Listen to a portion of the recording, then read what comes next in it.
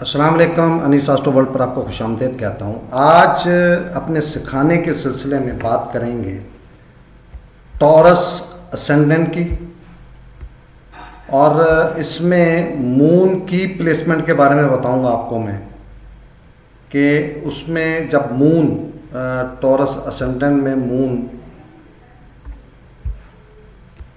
की प्लेसमेंट मुख्तलिफ घरों में क्या क्या रिजल्ट देती है, आज उसके बारे में बात करते हैं।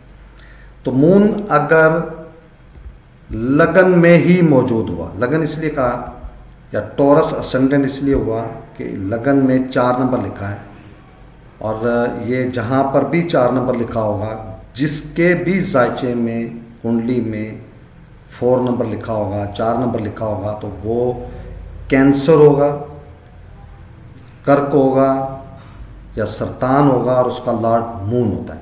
तो ये मून अपनी ही लगन में मौजूद है, कैंसर में मौजूद है। अगर यहाँ पर इसकी प्लेसमेंट हुई तो ये बहुत आउट क्लास रिजल्ट देता हुआ नजर आएगा। यहाँ पे पर्सनैलिटी बहुत ज़बरदस्त होगी, बोलने का अंदाज बहुत अच्छा होगा, नरम बोलने वाला, धीमे मिजाज का आदमी होगा ये।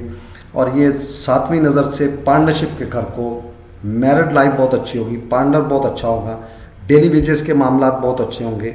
इसी तरह मून अगर दूसरे घर में मौजूद हुआ तो अकॉर्डिंग टू वैदिक एस्ट्रोलॉजी ये आप ये समझ लें कि ये राजयोग बनेगा कि पर्सनैलिटी उठ के फाइनेंस के घर में, फैमिली के घर में चलेगी, बेहतरीन रिजल्ट देता हुआ नजर आएगा यहाँ पर। और ये 7वीं नज़र से जब 8वें घर को देखेगा तो high to high research, secret के मामलात, एक्सीडेंटल मामलात, इनहेरिटेंस या जो जायदाद के मामलात होते हैं उसमें बेहतरीन रिजल्ट देता हुआ नजर आएगा। इसी तरह मून अगर कुंडली के चौथे घर में, तीसरे घर में मौजूद हुआ तो यहाँ पर ये नाकस घर है। ज़रूरत से ज़्यादा मेहनत करने वाली पर्सनैलिटी, कोई भी चीज़ ज़िंदगी में आसानी से हासिल नहीं होगी, मेहनत करके बहुत स्ट्रगल करके इसको वो चीज़ हासिल होगी। जिम्मेदारियाँ बहुत होंगी, छोटे छोटे सफ़र बहुत करेगा, मज़हब भी सफ़र बहुत करेगा। 7वीं नज़र से 9वें घर को देखेगा तो वालिद साहब के साथ बहुत बनेगी, वालिद साहब का कहना मानेगा तो बहुत ज़्यादा तरक्की करेगा। मज़हब से बहुत इसका तल्लक या रिलेशन बहुत मजबूत होगा। हाई टू हायर एजुकेशन के लिए मेहनत करके बहुत अच्छी एजुकेशन हासिल कर सकता है।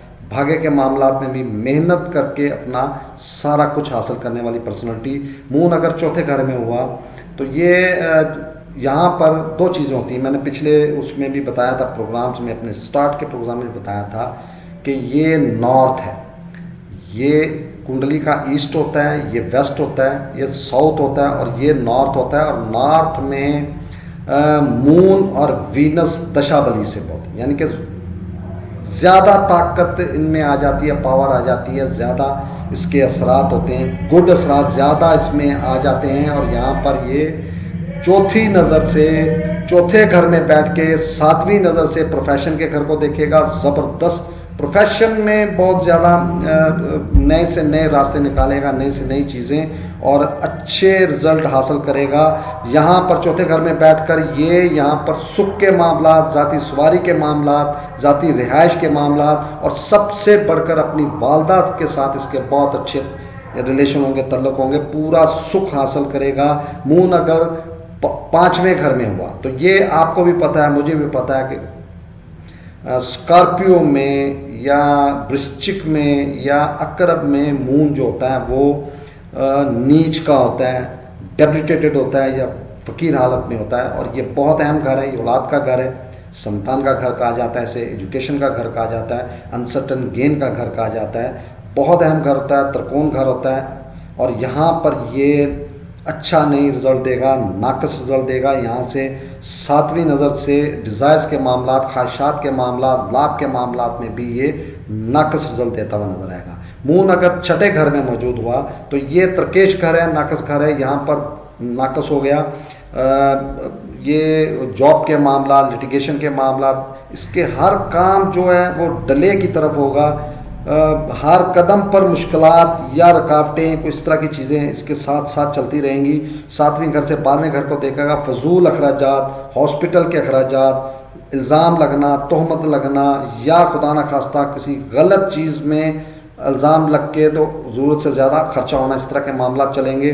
मून अगर 7वें घर में हुआ तो ये यहाँ पर अच्छा हो गया पार्टनरशिप के लिए, ख़ास तौर पर मैरिड लाइफ के लिए अच्छा हो गया। यहाँ पे डेली वेजेस के मामला अच्छे हो गए। यहाँ से 7वीं नज़र से पर्सनैलिटी को देखेगा, बहुत अच्छा हो जाएगा और अच्छे रिजल्ट देता हुआ यहाँ पर नज़र आएगा। मून अगर 8वें घर में हुआ तो ये तरकेश घर है, नाकस घर है, बहुत नाकस हो जाएगा। ये इंतहाई नाकस घर होता है। ये मेंटली या मन के जो डिजीज़ हैं या मामलात हैं या बीमारियां हैं, ऐसी होने के चांसेस बहुत ज़्यादा हो जाते हैं। और यहाँ से जब ये 7वीं नज़र से फैमिली को देखेगा तो फैमिली की तरफ से हेल्प नहीं होगी या ये फैमिली के साथ इसके नहीं बनेगी, बहुत मामला गड़बड़ रहने के इम्कानात होते हैं। मून अगर 9वें घर में हुआ तो ये कुंडली का अहम तरीन घर है, तीसरा त्रिकोण है, बहुत अहम है। और ये कुंडली का लॉर्ड ही 9वें घर में आ गया, राजयोग बन गया, बहुत अच्छे रिजल्ट।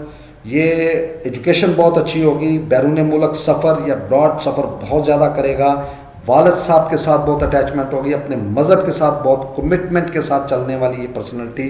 और 7वीं नज़र से तीसरे घर को देखेगा, जिम्मेदारियाँ पूरियाँ करने वाला, मेहनत करने वाला, छोटे छोटे सफ़र करने वाला, बहुत अच्छी प्लेसमेंट होगी यहाँ पर। एक चीज़ यहाँ पर मैं और क्लियर कर दूँ, मैं हर अपने इस लेक्चर्स में ये चीज़ बताता हूँ कि हर गिरा का वक्त उसकी दशा के मुताबिक होता है और दशा आपके टाइम ऑफ बर्थ से निकाली जाती है।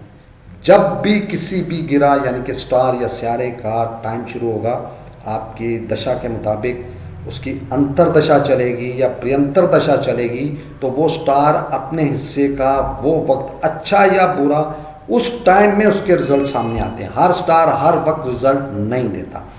दूसरी चीज़ ये है कि हर स्टार जो है वो अपनी डिग्रीज के ऊपर रिजल्ट देता है, और ये मैंने अपने स्टार्ट के लेक्चर्स में बताया हुआ है कि कौन सी डिग्री में हर स्टार क्या क्या रिजल्ट देते हैं, कितने मजबूत होते हैं, अच्छा रिजल्ट हो या नाकस मेलिफिक हो या बेनिफिक हो, ये दोनों रिजल्ट जो अपनी डिग्री पे और अपनी दशा, अंतरदशा, प्रियंतर दशा में देते हैं।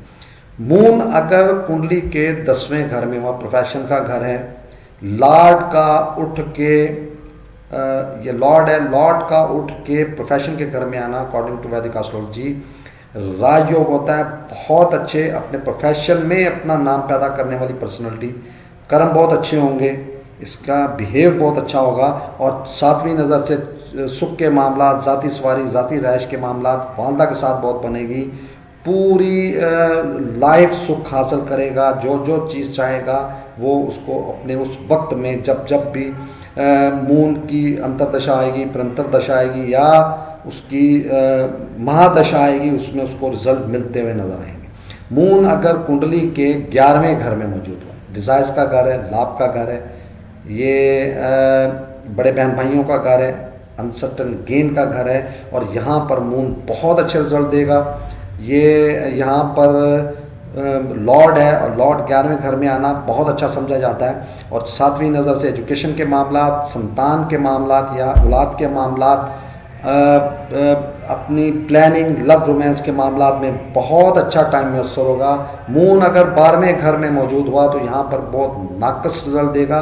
तरकेश घर है, फजूल अखराजात का घर है, फजूल मामलात का घर है, ये यहाँ पर फजूल सफ़र भी बहुत करवाता है, बचत नहीं रहने देता।